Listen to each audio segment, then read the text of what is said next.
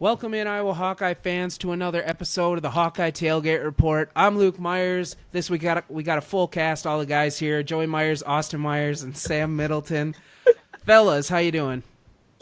Yeah. Well, it's hotter than balls. I got back from vacation yesterday. My AC didn't work, and all of my plants were dead. So, off to a hot start this week. Rip your Hey, plant. a little bit better now because the Cubs just took the leads over the Reds. Nobody I was cares. I was looking pretty forward to a high yield of banana peppers. And before I left, it was looking pretty promising, and now they're literally fried. So Well, you should have had somebody water the plants for you. I was thinking maybe God could a couple times during the week. Apparently not. Congrats! And Congrats! You gotta on have being, that plan. Yeah, need to start praying more. Yeah. congrats on being domesticated, Joey. Rub it in our faces a little. He's single, ladies. That's Joey Myers, Maiers. So we're gonna get it started here. And we're going to start a new segment. It's called The Rightful Rant. And whenever one of us has a topic they just want to bitch about for a little while, we'll do this. For me, I'm just going to start with how depressing of a sports life my fandom is.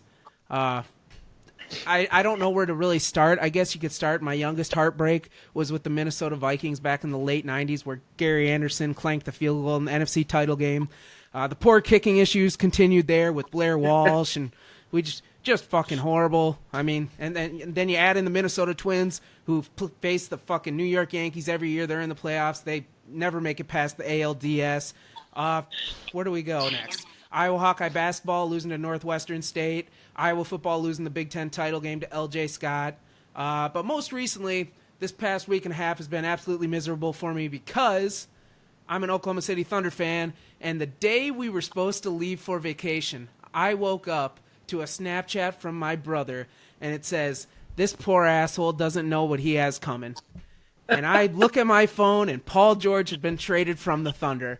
And from that point, my vacation took a major hit. I'm a huge Russell Westbrook fan, so I knew what was coming next. I knew they were going to trade him. But not only did they trade him, they got Chris fucking Paul, a guy I literally can't stand at all in the NBA. So, yeah, there's my rant. You guys have any comments? Pretty convenient that you get to make up a new segment when something shitty happens to you. Never ask us. Also, world's smallest violin, because I'm a Vikings, Twins, Hawkeye fan too. So You're also a LeBron fan, so I don't want to hear it. You've seen hey, titles. I get lucky one time. Luke, I can also feel your pain because as a Pittsburgh Steelers fan, I too have lost two superstars in one offseason. So that's been pretty tough on me. The difference being Pittsburgh is still an attractive spot, Oklahoma City's not, and Pittsburgh has talent on the roster still, and not Chris Paul's contract. Yeah, that's true. That is a god-awful contract. Yeah. Are you guys aware of the term Schadenfreude? It's German for getting pleasure out of other people's suffering. And I'm schadenfreuding like crazy right now. yeah. Me too, I'm so schadenfreude. When I saw that Paul George got traded, I just started laughing my ass off because I remember we were at, I believe it was your brother Danny's graduation party, and Luke gets it was my birthday party. It was Joey's birthday party, and Luke gets a phone call and just runs inside and starts breaking down into tears, like bawling. It was not tears. It was not Yes, tears. I was screaming. I was screaming. No, it was tears. You were crying. I specifically remember you crying. And everybody's like, oh my god, did one of Luke's friends just die or something? And then you came outside and yelled, the Thunder just traded for Paul George! And we're like, are you goddamn kidding me? So it was kind of funny. But, yeah, that does suck for you, Luke. But, yeah, what Joey said, world's smallest violin. Get over it. Twins are in a good trajectory this year. That's the only thing. That's the only thing. They better trade for Madison Bumgarner here shortly. No. Trade the We'll farm. save it for a different time, but that would not be a smart move. World Series or bust. All right. Man, it was good in 2016, Now, 2014. We're going to move on here to the Hawkeye talk. I mean, the show is called the Hawkeye Tailgate Report. I just had to get that out there, get some frustration out. So we got some boys in the Summer League right now, NBA Summer League. We got Peter Jock, Jared Utoff, and Tyler Cook. I mean, I've seen Tyler Cook's gotten a few highlights out there on the Twitter sphere through the Nuggets Twitter page, but And anybody else really following anything here? Utah's having a good summer. He is. And what roster is he on? Detroit? Yes. I mean, I feel if there was a roster where you can possibly make a spot, it is probably the Detroit Pistons because they haven't been good since the Wallace boys, Hamilton, Billups, all those guys are there. The Malice. Yeah. That's the great sports moment of all time. To be real honest, I didn't pay attention to the summer league. I didn't really pay attention to the summer league at all, other than it seemed like every night the Nuggets were tweeting something about Tyler Cook, so that had to be promising. It seems like he's having a good summer. I mean, he's had several highlight plays, nice pass, a couple nice dunks, and so that's got to be good for him. But I don't know about the other two. Yeah, I'd be lying if I said that I watched a whole lot of summer league. The most interesting thing that happened in the summer league was an earthquake, like taking place in the middle of a game, which is kind of interesting. Also, did you guys see that quote from Coach K today? He kind of more or less said that Zion is like too out of shape right now to be playing in the summer league. He was like talking about how he's been going around on like his summer media tour, so he's been doing that, and it was funny because like you guys all that saw that picture of Zion like sitting on the bench and just like his street clothes wasn't the most flattering thing in the world, but yeah, I think that Cook, Utah, and Jock. I think Utah's probably got the best shot to actually land on a roster. I think his like overall game plays better because he can score, he can rebound, and he can shoot like more consistently at all three of those things than Utah or Cook and Jock do. So also he didn't do that. What he played a couple like actual games for the Mavericks like last year, 2 years ago, didn't he? Yeah, he did pretty well too. Yeah, and he actually was like pretty decent in those games. So I think he's got the best shot to land on a roster coming out of the summer league. It goes Utah, Jock, and then Tyler Cook because Jock can shoot at a 42% clip, and that NBA they're always looking for people to surround guys with. They're looking for shooters to surround their guys with. So yeah. I'm just saying, should have came back, but I'm a little biased. I mean, a guy that can't shoot at all just got paid $170 million today. So Ben Simmons. Yeah, 5 years, $170 million. The NBA is the biggest freaking joke when it comes to contracts. Yeah, they do hand out big ones for just about anybody. There was a point when Mike Conley was the highest paid player in the league, and everybody's like, "Well, deservedly so." Yeah, okay. Everyone's like, "Well, I mean, he's all right, but he shouldn't be the highest paid player in the league." But yeah, the NBA has crazy spending. All right, so we'll move on here. Summer League continues. Don't forget the basketball tournament coming up here. July 25th is the first round game on ESPN against the Wichita State alumni team. I can't remember what they're called, but that's got Peter Jock, Jared Cole, my favorite, Nicholas Bear, Cyrus Tate. Mel Basabi. Mel Basabi also. He got announced. Wait, Jared here. Cole's playing? No, I had Cyrus Tate in my head, not Jared Cole. Sorry. Don't look at me like that. Yeah, I know. I said both of them, but I didn't mean Jared Cole. Yeah, we got Melson Basabi now, one of them's too. the GOAT, and one of them's Jared Cole. So, yeah, make sure to tune into that. So that's basically all the basketball we got for this show right now, so we're going to move on to some Nebraska talk. Can I say one more thing about basketball? Yeah. Russell Westbrook sucks. All right, next. Wait, actually, we can bring this up. So, guy from Oskaloosa. Xavier Foster? Yeah, Xavier Foster is supposed to announce his top 3 this week. I think it's going to be Iowa State, and Baylor. Well, going on a limb, it's like you saw a tweet that said that. Yeah, well, I did. But inform the fans. Original why is Baylor in his top 3? That I don't understand that. He'll probably go there. That's why. They're probably offering him the most money. The football team has a lot of sanctions, so yeah, they're probably. And Iowa State, the only reason he's looking at Iowa State is because his girlfriend goes there. And if you go somewhere that your high school girlfriend goes, like, your head is not right. Especially if you're good at basketball. I mean, Iowa State's obviously a good basketball school, but I just think that's the only reason that they're on the list. I think he's a Hawkeye fan. I hope it would be the biggest get of the Fran McCaffrey era. I mean, I bring him on. I'd be so excited. But Did Josh Oglesby die? Josh Oglesby. He was a huge get at the time. Disappointment, but he was Dude, a big get. Him and Brady Ellingson would knock down more threes than anybody in shoot around. It was unreal. Okay, And Oglesby is a much better player than Ellingson. Oglesby, Much better. the entire Much time better. that he was playing, you'd watch him running those baseline screens and shoot threes. In every single game, you're like, this is the game. We know he can do it. He had a few and games then where he'd he go went off. then he'd go for 2 for 9, but then one in every 7 games, he'd hit 6 in a row, and you're like, the god has arrived. He's never again. Ogles 3. Yeah. He carried us against He never Sparty or struck something those games one time. together. Well, and late in his senior year, he did actually come out a couple of games and hit some clutch shots, but he was never that guy. He had a big game against Minnesota too one year. We were at that one. But Oh yeah, I remember that game too. But moving on now, football season. We're 48 days, I think, or 47 days away from kickoff, August 31st, Kinnick, Miami, Ohio. But we're going to talk about Nebraska because this is the most overhyped, biggest joke I have ever seen coming into a season. Now, usually Texas comes in with a lot of hype, totally unwarranted. But Nebraska's coming in at 6-1 odds to make the college football playoff. Who would like to tear this apart first? Joey, I'll let you take this one if you want. I don't have a whole lot to say on this other than I'll believe it when I see it. I don't understand how a shit program like that can be expected to turn it around that much. It should be 6-1 odds to beat Iowa. Yeah.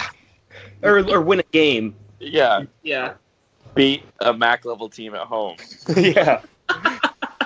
Yeah, I mean, they are obviously going to be good under Scott Frost. I don't know how they may or may not be good under Scott Frost. Yeah, I shouldn't give Nebraska that much credit.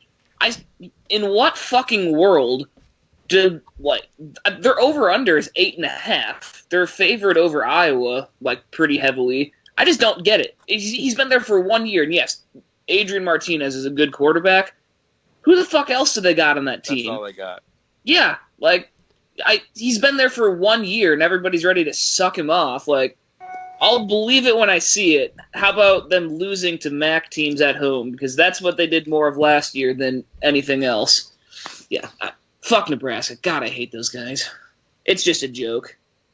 Yeah, okay, so Scott Frost, since he's came, a ton of players have decommitted from that program, and their quarterback, he's a great quarterback, but he's getting unreal Heisman odds right now. I can't remember what they are off the top of my head, but I wrote an article a short while back, and he was 5th or 6th best odds, and that's amongst Tua and Jake Fromm and Justin Fields, all these top-level quarterbacks, and you're telling me Trevor Lawrence? Trevor Lawrence, the Sunshine 2.0, but I just don't get it.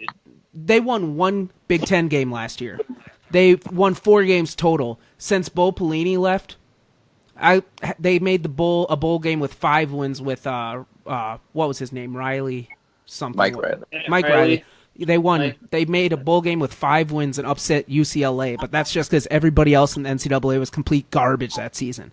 So firing Bo Pelini. I mean, this is fans that say they want Kirk Ferentz out. If we fire Kirk Ferentz, there's a good chance we could end up down this path that Nebraska's on right now. We call those people idiots. Yes. So At Not- one I'm time, calling we've for all Kirk- been on Team Fire Ferentz, but we all came back and got our heads on straight. I have never been on. Maybe for a quarter of a game. Yeah, the Northwestern game at home last year, that pissed me off quite a bit. I was also pretty drunk, and I'm pretty sure I went on a pretty good rant that day. But not that I'm advocating for firing Ferentz. I love him. But we have the ultimate fallback at Iowa, which is Bob Stoops. Because if that opening comes up, we're calling Bob Stoops, and that motherfucker's coaching at Iowa. You're high if you don't think that Brian Ferentz is the heir to the throne. No, as long as Kirk stays and retires from Iowa, I think that Brian is taking the job 100%. If he were to get fired between now and 2026, Bob Stoops is the man. You can fucking write it down. Well, and I've heard from someone that works at the University of Iowa that Kirk Ferentz, like they're never going to fire him. I heard they'll just keep extending his contract as long as he's asking for it. So, and rightfully so. Yeah, rightfully so. And I was listening to KXNO the other day, and they were talking about like, is Brian Ferentz should he take over or should he go get experience? I'm 100% he should get the job after Kirk, like 100%.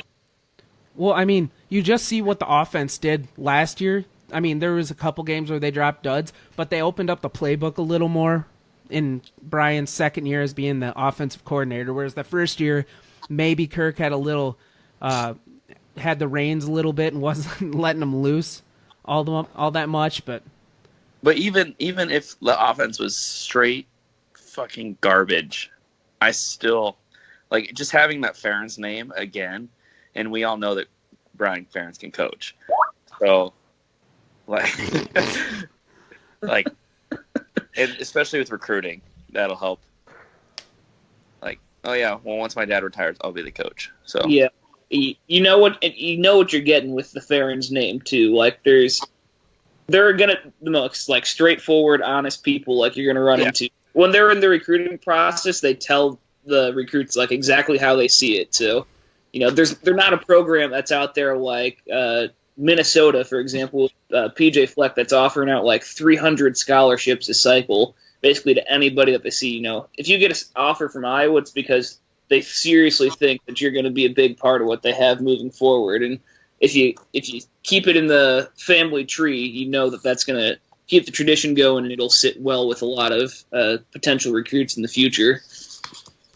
And Brian also has way more balls than his dad too. So yeah, I agree with that too. Just seeing some of the play calls that have been put out, especially last season alone. But we started with Nebraska talk and ended with Kirk Ferentz. That's what I like to see around here. That's what makes us a good podcast, folks. But not. You know, for as much as we fucking shit talk Nebraska, they'll come out and just be on fire next season. That's gonna piss me off. And then we need to like advertising this podcast towards their fan base. We'll get some more clicks. Here's what. Yeah, here's Adam time at Nebraska. You know what? I changed my mind on everything. I hope Nebraska starts 11-0, and then we go into Lincoln and just shit all over their parade. That would be sick. That would be a great feeling. But then they still might have a shot at the playoff. And then their 6-1 odds are looking pretty good. Not when we're 12-0. when we're 12-0. Yeah. We're gonna be 12-0. Go to the Big Ten championship game. Absolutely wreck Michigan or Ohio State. Yep. And then if we get matched up with Clemson, we'll see what happens. Yeah, I don't like those odds. Not gonna lie. They are good. Hey, a lot of season left. A lot of season, baby. But so not a whole lot of Iowa news aside from those first couple things we talked about. So we have a couple of fun things we're going to do here. The first one is we're going to debate who the best Iowa running back is ever.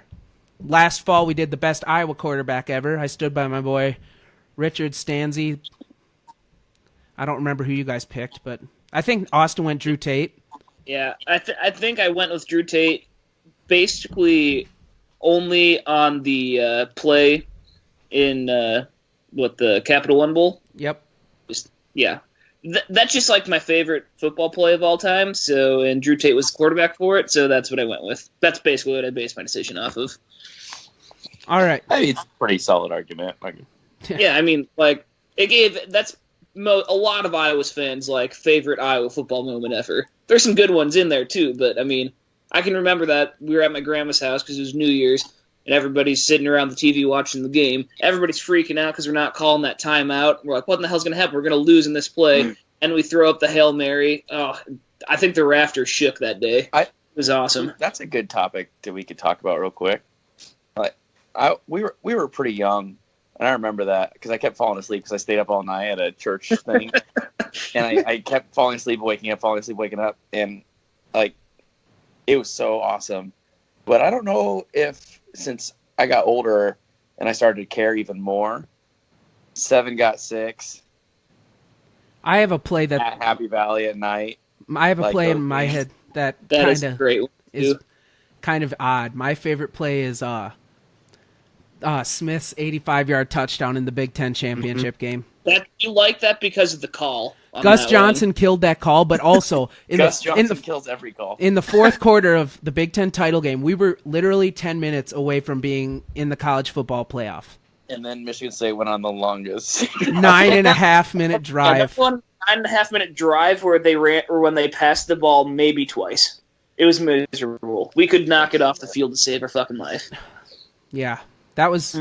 Well, we were just talking about happy stuff, and then Luke had to ruin it. So No, but that play it was a glimmer of hope that Iowa fans I don't think ever thought they would achieve, like be that close. Greatest dab ever, too. Yeah, the dab topped it off perfectly. Yeah. What are some great moments from Iowa football history? I could ring off a couple. Marshall Kane's 57-yard game winner on our undefeated season against Pitt, and I was there. Brent Greenwood let out the swarm. Him and Pat Angerer. Oh my God! Not a dry eye in Kinnick that night. Tearing down the goalposts in the Metrodome. Good one. That's pretty fun. Josh Jackson, Ohio State. Any of his picks? Yeah, especially the one-hander in the end zone. That one's the one that really sticks out. I lost my shit. Tyler Sash picking off what's his nuts and flipping it back to Hyde. Oh, yeah, that was a great one. Kirk Cousins. Who was the party? Was a good team Kirk that. Cousins, Yeah, they were they were top 10 that year, and I think we were low teens. Rats that day. Yeah, we murdered them. And then Keith Duncan whipping it out and smoking Michigan right in the face with his huge wiener. I mean, never forget that walk-off. Never heard of again. Never. Hey, he might actually get the nod this season. I've been reading. No. I don't know, Jim. But Northern Iowa's two block field goals. Oh, man. Yeah.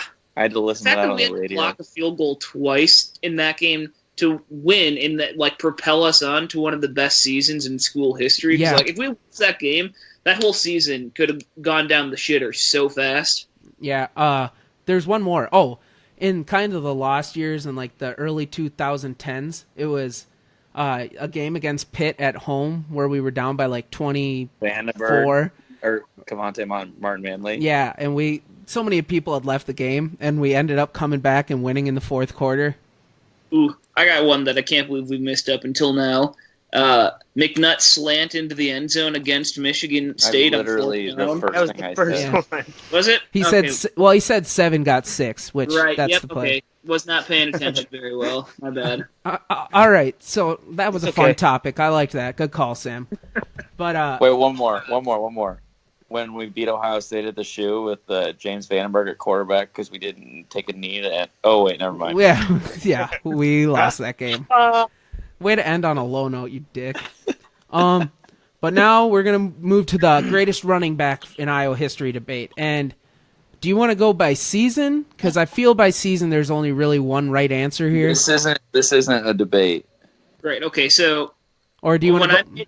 Are we doing on three? When I was debating this, I was kind of making up my list, and I couldn't decide just like overall. Well, I could, but I wanted to make it a little bit more fun than that. So I wrote down my best single season, most exciting to watch, and most hyped running back. I just have one clear favorite. Actually, it's between two dudes. All right, Austin, Brandon start. Wagner and Adam Robinson. Marcus Coker. All right, Austin, go. All right, so I'll run through my list. So for best in a single season, I went Sean Green. That's the only logical answer there. He fucking tore it up that year. Had over 100 rushing yards every game. It was fun to watch. Most exciting to watch, I put down Akram Wadley. The way that he would juke people out of their shoes on the field was incredible. He was real fun to watch. And then most hyped, I went with Mark Wiseman, because there was a stretch there where Hawkeye fans were saying Wiseman for Heisman because he was not fast. The first game he played running back. Yeah. He was not fast, but he was good for like 15 yards right down the middle every time until somebody caught up to him. But then, based just on stats, because he played before I was alive, Cedric Shaw has the most rushing yards and the most career touchdowns. So, as an overall, that's what I'm going with. I don't have a lot to back that up on because, he was done playing before I was born. Based on stats, that's who it's got to be. Okay, who wants to go next? Sam? Sean Green. That's it? That's all you have to say about that? That season was so incredible. If he came back for his senior year, We win. We win the Natty, even if Stanzi goes down. like Never Stanley wouldn't go down. He'd be on the bench because we'd be up 45-0. Yeah, he was so good. And then he got touched by the fucking What about Nets. most potential? Brandon Weger, dude. That guy broke my heart. Marcus Marcus Coker, Coker. No, Yeah. Weger. Weger for me. you're high. Stretch there where every single Iowa running back was either tearing their ACL, getting a girl pregnant, or getting kicked off the team for like some drug. Getting a thing. girl pregnant. We're getting multiple girls pregnant. Yeah, there was a lot of potential for Iowa running backs in that time. All right, Joey. Well, I feel like we'd be remiss if we didn't mention the great Niall Kinnick in this this little talk here. But I mean, even when he won the Heisman, his stats were not very good. I know football was a different game back then, but so I'm going with both Sean Green and Liddell Betts. Liddell Betts had the better overall college career, but Sean Green had that one season that just puts him above all for a single season. That was just incredible, 1,800 yards. And then I was looking at their NFL stats, and Sean Green wins there too. Although Liddell Betts' 2006 was pretty good. He had almost 1,200 yards rushing and almost 500 yards receiving. So those would be my two. I'd say best college career, Betts. Best single season in college, Sean Green. Never forget that Sean Green carried that Jets team to 2 straight AFC championship games. Their defense did. Oh, it was ground and pound in defense. Mark Sanchez didn't do anything for that offense. Except butt fumble. Well, that was later on. One of the greatest sports moments of all time. Okay, so last September I actually wrote an article looking at the best running backs in Iowa history, and I did it by season, and clearly Sean Green, it runs away there. Although he didn't catch passes at all, but he did everything on the ground. But like the most consistent among rushing yards, receptions, receiving yards, and receiving touchdowns goes to Mr. Albert Young.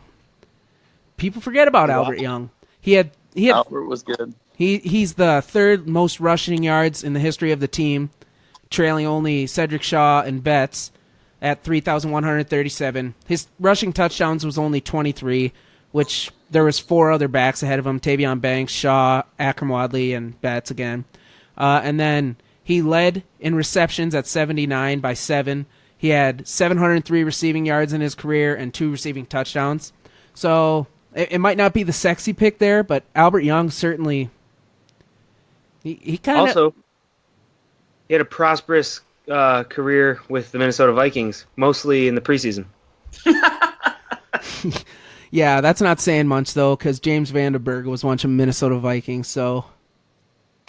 Hey, he was supposed to be good. He almost brought us to victory at the 2. He should have. He should have. Put the team on his back that day. We would have won that game at Ohio State. It seems like we bring this game up a lot because Stanzi's injury was right before that game. But Trey Strauss, you remember him? He dropped 2 touchdowns. Terry Strauss? He dropped 2 touchdowns in the end zone that day at the shoe. I could still picture him standing in the middle of the back of the end zone, pretty much wide open, and just. Poor man, Andy Brodell. Had like a 70-yard touchdown reception in that game too. He just kind of ran away from the defense. Who the hell was that? DJK had a DJK instead of Trey Strauss. DJK I don't had like a, it. What? Go ahead. I was just gonna say I don't like it that all of our conversations end in heartbreaking stories somehow. I just feel like we have more of those as Iowa fans than we do with being at the mountaintop. And back to my rant. That ties right back into my rant, how depressing my sports fandom is. But yeah, okay. There's a girl in the Cubs game wearing a Tennessee Volunteer shirt. Now I just thought of us losing in the NCAA tournament to Tennessee last year. Or us getting smoked by Tennessee. Or the time we lost to them in the fucking first 4 games against Tennessee. Oh yeah. Dude. Speaking of Tennessee, their fans are pricks. Oh, yes. I could have told you that. During the NCAA tournament, they got right at me. Like, they were all up in my face on Twitter. And then... All Twitter is crazy. Yeah, they are. And then there was this tradition or whatever they said that I saw it going around Twitter. They're like, "Oh, this is the best tradition in football," and I'm like, "No, it's fucking not." Like, what do you want? I don't think the wave's the best tradition ever either. I will say that only because it's young. Only because it's young. I feel the word tradition got thrown around pretty softly there, but it will become a tradition. But I feel like it is at this point. After one season, it's a tradition if you continue to do it. If they say if it's something that's never going to go away, and as long as that children's hospital is standing, the wave is never going to stop. It's a tradition. Oh, well, yeah, I don't think it's ever going to stop. I'm just saying it needs a little more time. Yeah, I love it. I love it a lot. We made shirts for it last year and donated money to the hospital for it, so I'm all for it. I'm not trying to knock that at all, but yeah. Anybody got anything else there? Otherwise, we'll move on. No, sir. Fuck Tennessee. You're right, Austin. Okay, and now we're gonna do something a little different. This is inspired by Joey Myers here on the show. He texted us a couple weeks ago and said, "Why don't we make a dodgeball team that would take on the average Joes, like from the movie Dodgeball, out of Iowa football players?" So, whoa, it was supposed to be any Iowa athlete. Oh, any Iowa athlete? I don't have strictly football players in my team. No, I have basketball players too. Oh shit! I only got okay. I'll just stick with my football players, and you guys can. Also, This is I remember reading that now. That was what we were doing, is picking Iowa players that could beat average Joes. Yeah. Yes. Why would you do? No. That's what I thought. I was just double. That's way too easy, though. Okay. So, whoa! Don't knock the average Joes. They came together. They're ADAA champions. Yeah. So, are we gonna snake draft here, or are we just gonna give 6? No, just give your 6 because there can be duplicates. All right. Who would like to start? We could do alphabetical order, and me and Luke and Austin all tie because we all have the same last name. So, hey, Austin, you go first. Your name starts with an A. Okay. My list. All right. These are in no specific order. These are just the 6 that I picked that I think could win any dodgeball game ever. Oh, also, one caveat was you were limited to one quarterback. Yeah. Otherwise, you just put all the rocket arms out there. Right. Okay. So that just fucked up my list. Well, you got some time. Okay. You're last. And not necessarily ranking them like 1 through 6, but just the first player that I had put down on my list. Brad Banks, getting the quarterback out there right away. Got the arm, got the elusiveness. Real solid pick. Number 2 on my list, Austin DeSanto, wrestler. He brings that batshit crazy energy to the team that you need. You know that he's shifty. He's also a smaller target because he wrestles at 133 pounds, so he's going to be tougher to hit. And he would probably try to actually murder everybody on the other team, so that's the edge that you want to have. Third player on my list, Tyler Cook. Just from the pure athletic standpoint, I think that as far as Iowa players go, you can't leave him off. Next player, I'm going with TJ Hawkinson. He's my all-hands player because he's not dropping anything, so if the ball's thrown at him, he's going to catch it, get the player back in, do the good old 2-for-1. Next, I got Josie Jewell because he's got the best nickname out of all of them, and the Outlaw. That brings a lot of intimidation factor. Also, he's one of my favorite Iowa players of all time. And to round out the list, I got Fran McCaffrey because, somebody's going to hit him in the face wrong once, and then he's going to come back in the game and just absolutely lose his fucking mind and go on like one of those crazy streaks where he just goes like 6-on-1 and wins. So I had to put him in there as well. Also, the motivation factor too. So not an athlete, but okay. That's my list. Wait, who was your last one, Fran? Yeah, Fran. Okay.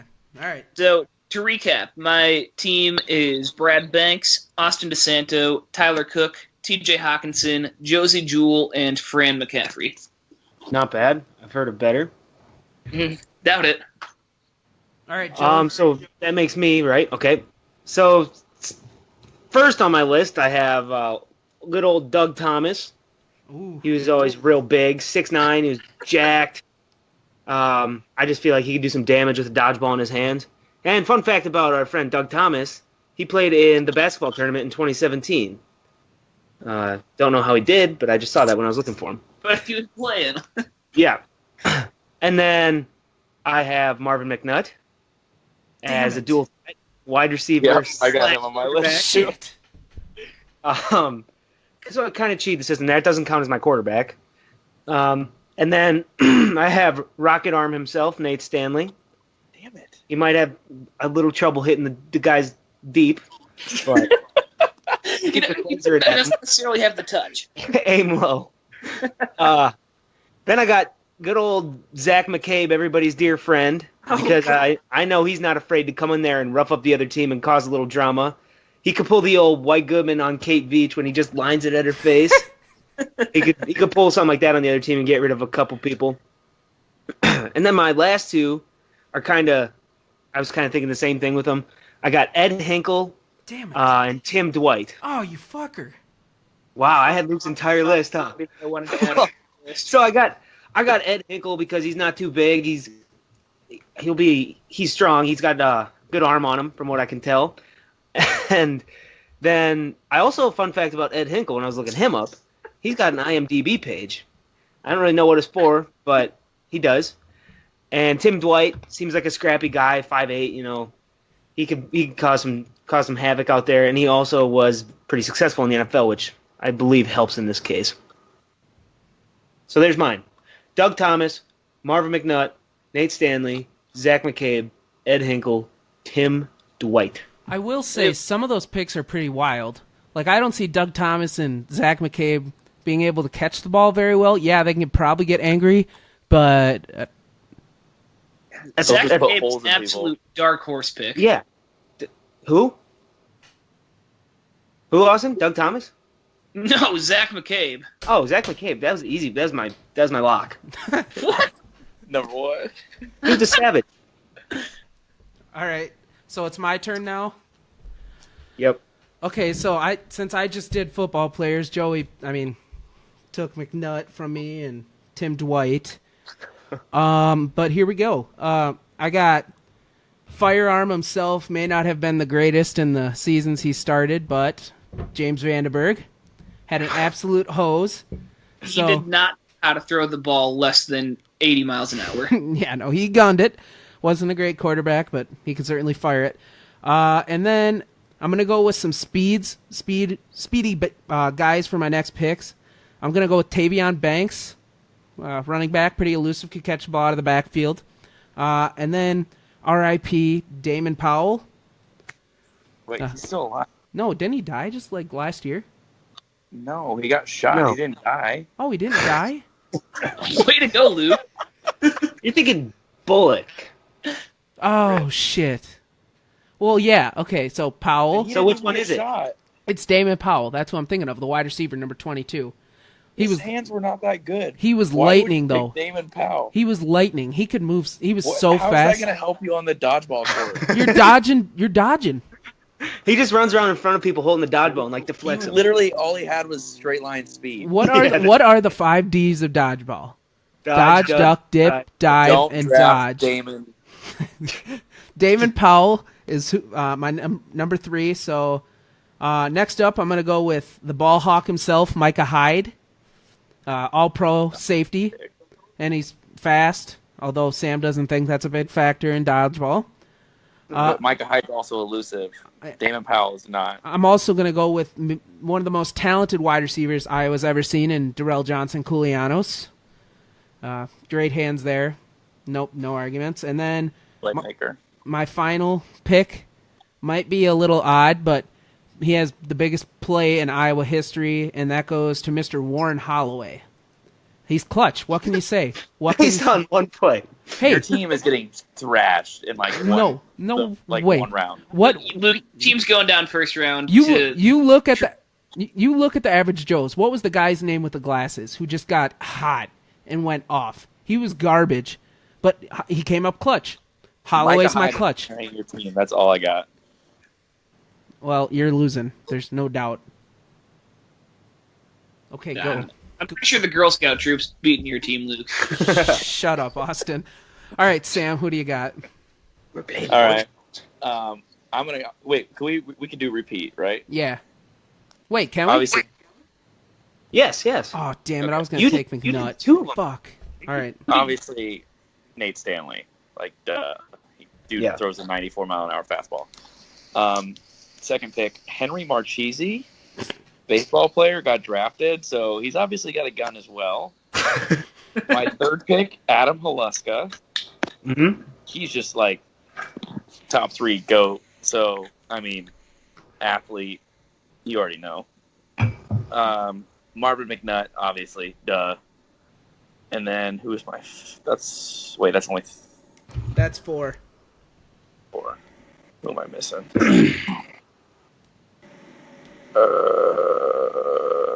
Damon Powell. You have 2 picks left, Sam. Megan Gustafson. I got 2 left. Yeah.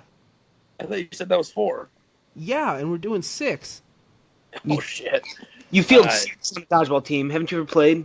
Sorry, Desmond King, obviously. That's a good pick. It's a good pick. And then, gosh, I really wanted to use Micah Hyde, but I don't want to copy too much. Let's go with Keenan Davis. Oh, my God. He was His so... hands are huge. He stunk. He was bad. It doesn't matter. Henry Marchese and Nathan Stanley are going to just throw absolute darts. Not a fan of that last pick, Sam. He may have been... He may have struggled because he was on some subpar teams, but... I mean... Dude, I wanted to pick honor- Jake Christensen because everything he would throw would be like, I have no idea where it's going. So Neither Yeah. will they. It was putting holes in people if it connected. I will say, where you guys fucked up is, see, I took T.J. Hawkinson, so if Stanley's throwing at him, he's just going to catch it anyway, because that's the only thing that he knows how to do when Stanley's throwing a ball. they're on the same team, you idiot. They're not playing each other. These teams are taking out average Joes. Well, I took my team to take on all of your teams to then take on average Joes. Well, that wasn't the rule, so ha. Hawk. yeah, we're Okay. going to have to discuss again next week and do a draft. Honorable mention, Josh Jackson. Nothing drops in front of him or behind him. Martin Manley. How about Epi? I mean, that dude's just a freak. Yeah. No, Yeah. he's too big, dude. Yeah, He- yeah. You don't he'd think get he can out throw? like 1 I bet he second. could throw a Whoa, dodgeball here's 70 one. miles an hour. Here's one. Parker Hesse. Now, he has showed some skill in the past. Like his freshman year against Nebraska, the tip drill where he tipped it to himself and walked it in for the pick 6. I'm not saying a lot of defensive players can do Well, that. So, And he's a tight end now. yeah. And Yeah. Catching. You know what? Give me a Monty Hooker over, who was my last pick? Dez. He's so bad I don't remember. Oh, Keenan Davis. Keenan Davis. Give me a Monty Hooker over Keith. That's a solid play. Yeah. Honorable mention, Jabo. He's a sharpshooter. I'd imagine that he's just as good at throwing balls at people as he is at shooting them. Or No, dragging him J-Bo across his trashes. face. I don't Good think dodgeball. he has the strength. Yeah, I don't know. He's not afraid to whip him out. McCaffrey. And, he is a I don't baseball player, Sam, so that's a good call there. Are we missing any baseball players, like maybe Robert Newstrom or Mason McCoy? Yeah, or- we're probably missing the entire team. We probably should have picked a baseball player. Yeah. Yeah, considering they make their athletic career on Take, like- throwing balls. You should have been all first basemen, pitchers, and catchers. That's pretty much all we should have done here. Probably. Mm-hmm. All right. It's more fun to do it the other way, though. Yeah. Okay. You right. So we're just babbling right now, so we'll move on to our last topic here. And it is thoughts from Space Cowboy. Send him the topics earlier today. Austin, what does he have for us? All right. Let me get him pulled up here. All right. Thoughts from space. Utah has impressed me almost every year, but never seems to have a total chance. Still see him with the best overall NBA game of the 3. Jock is probably not going to have the defense or scoring consistency, And Cook, although a freak athlete, does not fit the NBA style without a jumper, but always good to see Hawks trying to make it. Good for Nebraska. From the bottom of my heart, I can't wait to watch them fall, very short of these expectations, and find someone to blame as they bitch and moan on Twitter. You'd think if Jesus Christ was their head coach that they'd win a few more games last year. Weird. My best Iowa running backs, Betts, Shaw, and Banks. Betts gets the top spot because of the consistency and the fact he did it during some rough years. Banks and Shaw were a great combo, and I think if Banks hadn't gotten hurt, that his NFL career would have been great. My dodgeball team consists of James Vandenberg. Never mind. He has a rocket arm and literally only threw fastballs. Ricky Stanzi, because he would definitely have a crazy outfit and a headband. McNutt, because he was originally a quarterback and has great hands. Fred Russell, because he's small and probably wouldn't get hit. Adam Woodbury, because he would be my sacrifice each round. Just get fist-pounded and kick all the balls to our side. People can't help but want to throw shit at him. In my wild card... okay.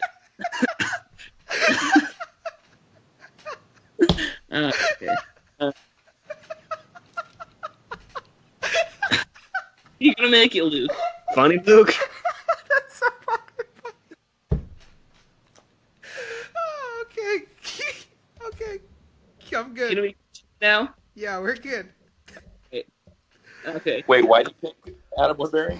Okay. His rationale for Adam Woodbury is because he would be my sacrifice each round, just gets piss-pounded and kicks all the balls to our side. People can't help but want to throw shit at him. And my wild card 6 is Randy Johnson. Although not a Hawkeye, he probably has banged my mom at some point, and therefore, he has... Keep going, Oz. Luke's laughing is killing me. Okay. Therefore, his connection to Iowa. Final thought. Spray sunscreen is an absolute liability and waste of money. How does it even work? They run out almost instantly. Just buy regular sunscreen and get your hands a little greasy, bub. Plus, you can do other things with the leftover lotion. Final thought. Friends don't put girls who piss the bed in other friends' beds. Retweet! Oh my god. Okay. Some thoughts from space. I gotta say, he broke the quarterback rule with Stanzi and Vandenberg, but I don't think he knew that. You're right. I think we didn't clarify that until after he had sent me the thoughts. Also, It Space canceled out when Cowboy. he let Woodbury be on the team, so... Yeah, Space Cowboy. If you're listening to this, text me immediately after you hear this. You just didn't choose Sean Green just to be an outsider, right? Because how do you leave Sean Green up? You're listing 3 and you don't have Sean Green on there. Absurd, Space Cowboy. All right. Does anybody have anything else they would like to add? No, I'm just gonna go look up pics of Adam Woodbury now. Fun fact: me and Adam Woodbury share a birthday, so bless up, Woody. Wow. Yeah. Wow. The two goats. Yeah. Yeah. The two goats. So nothing else from you guys? No. I don't think so. I hope everybody had a safe 4th and 5th and every day since then. Oh, I have one thing. So 2 episodes ago, Joey and Austin made a shotgun bet of the week, and Joey won the bet. So, Joey, do you want to make Austin shotgun right now? Austin, do you have a beer nearby? I do have a mini fridge nearby that it has All right. beer in it. All right. So if you remember correctly, the last time we made a shotgun bet of the week, it was who would have more wins before the next podcast, or who had the better winning percentage, the Twins or the Cubs. Austin had the Cubs, I had the Twins. And it turns out the Twins had a better winning percentage, although it was not that impressive. I think it was like I was 500. gonna say, fair, I think that was just strictly 500 baseball. Yeah. So, not impressive. But nonetheless, enjoy this. All right. While Austin's getting his can ready, you want to give us a crack here It's very quick? podcasting. You guys listening to shotgun a beer. All right, Austin, go and renegade it quick, and then I'll talk. Can we get the... All right. I'm sure he'd like me to tell you that he renegated. Yeah, I did. Okay. So, Austin, whenever you're ready. It's when I stick my thumb through the side of the can to open it up. Okay. Anybody that's still listening at this point knows what a renegade is, Austin. True. All right, Austin, go for it. You crack it, I'll talk. All right, so that's all we got for this episode of the Hawkeye Tailgate Report. This Saturday, we'll actually be in Polk City for the Four Seasons Festival to hand out bracelets. We'll be in the parade, so make sure you go out and look for us. We'll be handing out bracelets, candy, all the good stuff. We're going to have some pretty decent-sized guests coming up here, so you want to pay attention to episodes coming up as well. Subscribe to the show on iTunes and Podbean. Twitter, Facebook. Joey, you have one thing you want to say? All right, now that Austin just finally finished his shotgun, I'd like to say let's not forget to watch the basketball tournament July 25th. July 25th, ESPN, 8 o'clock Central Time on ESPN. See all your favorite former Hawkeyes. Hopefully go out there, put together a nice little run. The championship, or like the Final Four, is in Chicago. So I mean, I could dabble. Probably won't. None of us are going, but yeah. Yeah, but yeah, make sure to watch that. Thanks for listening, guys. Football season about 48 days away now, so ton to get excited about. As always, go Hawks. And fuck Nebraska.